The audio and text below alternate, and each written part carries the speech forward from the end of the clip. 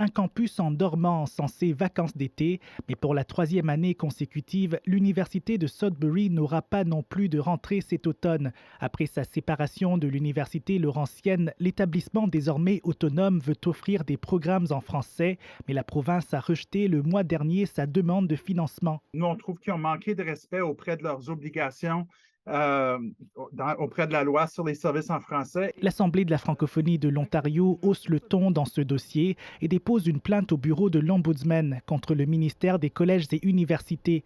L'Université de Sudbury est désignée en vertu de la loi sur les services en français de l'Ontario, censée protéger la prestation de baccalauréat à l'établissement. Elle doit offrir des baccalauréats en art et elle n'est plus capable de le faire, ce qui en effet fait qu'elle n'est pas capable de répondre à ses obligations sous la LSF.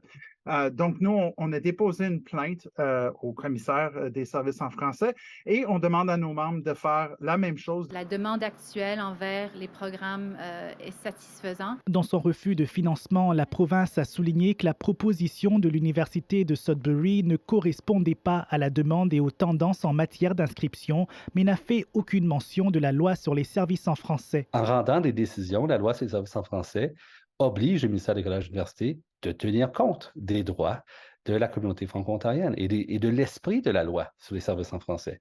Alors, je pense que la plainte de Lafaux, pour y revenir, est intéressante. Elle me paraît bien fondée. Le bureau de l'Ombudsman dit être au courant de la plainte de l'Assemblée de la francophonie de l'Ontario, mais ne se prononce pas pour l'instant sur la possibilité d'une enquête formelle. Le ministère des collèges et universités n'a pas immédiatement répondu à nos questions. Ici Bienvenue Senga, Radio-Canada, Sudbury.